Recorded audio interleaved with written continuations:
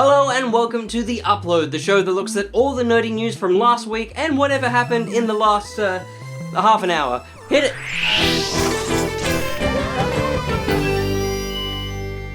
Okay, starting with the thumbnail, and yes, Atari-themed hotels are a thing that will very much soon exist. Atari have confirmed that 8 gaming-themed hotels will be constructed across the US of A, kicking off in Phoenix, Arizona mid this year. Whilst not much is known, we do know that guests are in for an immersive experience in every aspect of gaming. The hotels will also be making use of both VR and AR technology. Napoleon Smith III, one of the designers of the Atari hotels, posed the question, how cool will it be to stay inside an Atari? And I posed the question, how are you born with that name? Napoleon Smith III.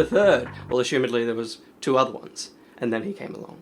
Other locations planned are Las Vegas, Denver, Chicago, Austin, Seattle, San Francisco, and San Jose. We don't know when these other glowing A-shaped buildings will drop, but it's safe to say they'll be hard to miss. Now, moving on to other uncertain news, a report from Cinelinx claims that a new game from the world of Star Wars Knights of the Old Republic is in the works. There's been no confirmation if either original dev teams in BioWare or Obsidian are returning, but the rumoured game could be announced as soon as this year's E3. Now, there's no further details on this apart from the fact that Cineflex got this rumour from 2 separate sources. One said it was a remake, the other said it was a reboot.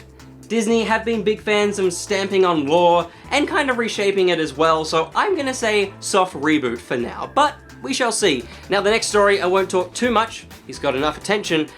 Ninja has also apparently got enough money. In 2018, Tyler Ninja Blevins was raking in around $500,000 a month on Twitch. This totaled around $6 million a year. But according to CNN Business, the streamer's move to Microsoft's live streaming platform Mixer last year bumped Ninja up to a cheeky $20 to $30 million a year sum. According to Justin Warden, CEO of Ninja's talent agency, even smaller streamers would see their net earnings increase to around $1 million! I've never seen Austin Powers, I think that's how it goes. Little pinky. If the smaller streamers make the switch to Mixer. Not gonna lie, I never expected another streaming service to seriously compete with Twitch, but if Mixer keeps pulling across all the big names, I think Twitch will be twitching. Episode 1, we're already stooping that low, but staying with money and the highest grossing franchise of all time is still that. Pokémon Sword and Shield have smashed through 16 million copies sold, with other first-party titles like Luigi's Mansion 3 only raking in around 5 million units last year. The latest 2 entries from the Pokéworld are surefire hits. But if you thought you were done with forking over money to Nintendo, well, you ain't, because we've finally gotten some details on the upcoming Pokémon Home service. If you didn't know, Pokémon Home will be a cloud-based national Pokédex for both your Switch and mobile devices. It'll allow you to transfer and register your captured Pokémon from Sword, Shield, Let's Go, and Pokémon Bank at launch, with Pokémon Go compatibility to arrive shortly after. But there's a rough downside. Whilst there is a free version which will allow you to store up to 30 Pokémon, the premium paid service will allow up to 6,000. There's a few additional premium-only features as well, including the ability to host training rooms and not just take part in them. The premium service will cost 24 Australian dollars for the year, or $4 a month. I personally don't have a use for it, but I know someone who does. Joshua, why would someone pay $24 a year just to catch Pokemon? Well, I guess there's so many different games that people are playing all at once right now, and they're trying to catch them all. You know, it's the whole. That's a good point. You know, if you're paying this, it's a ludicrous amount. I feel, considering all you're doing is storing Pokemon on the internet. It seems crazy. Yeah. It just feels like you've already bought enough games. If you own enough games to want to store them somewhere, you've probably given them enough money. That's right, exactly right. I'm just going to ask one of my mates who's currently walking away from me, Alex, would you pay $24 for Pokemon Home? No, you're not going to do that? My mate who did bank is starting over from scratch with the Switch games now. He's refusing to pay for Home. Oh, wow. And this is a dude that's been doing it 4 years and has every Pokemon. Is it like a rebellion against the idea of Pokemon Home that he's like, I'm starting from scratch, I don't need you? It's basically because it's he says it's too much money because bank was $5 to like $8 a year. Yeah, right. This is 24, and it's essentially the same, but just more games that are accessible for it. Yeah, he just said it's basically more like $60 a year because you also need Switch Online. That's true. That's very true. So it's a bit much.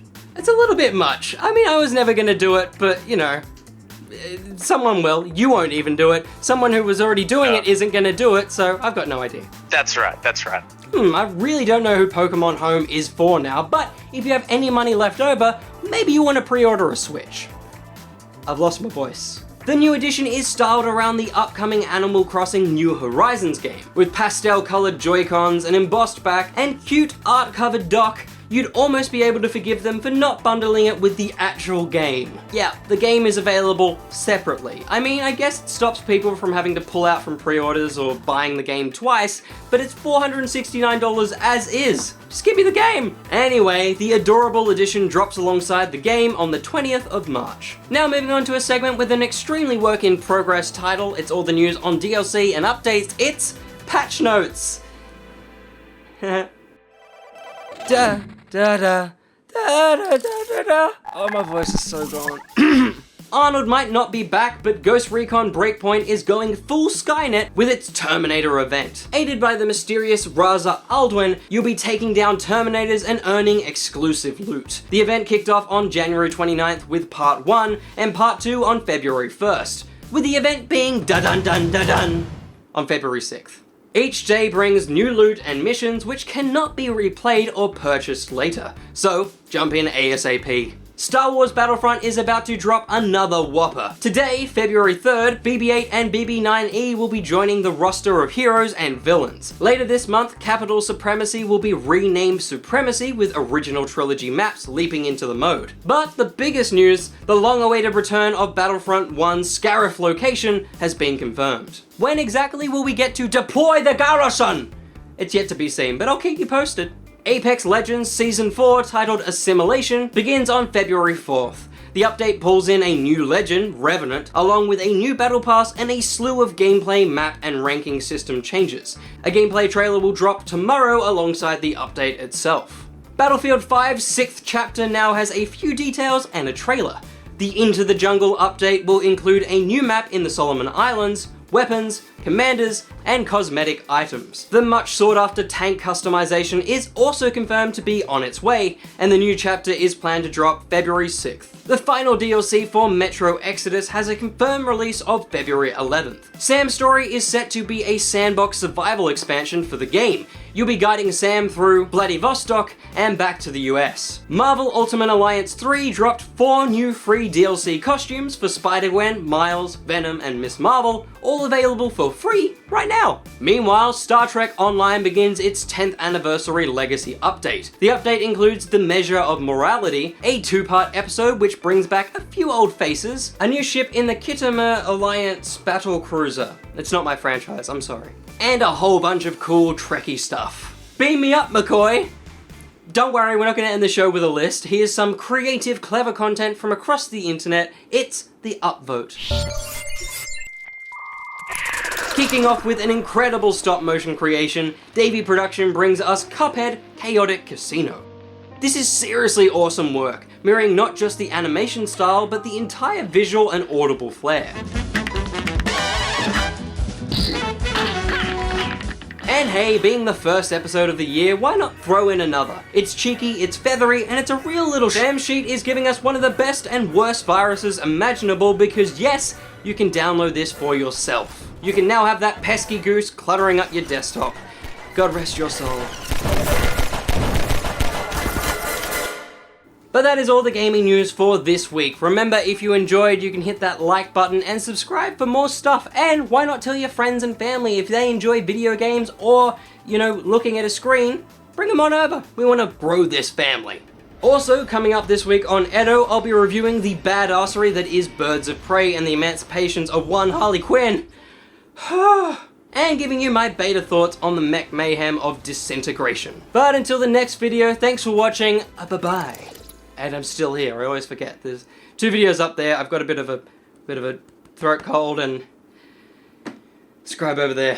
I'm also going to get my hair cut because it's really long and it's hot in Australia. So it's a bad choice. And now we're going to do this bit with Josh.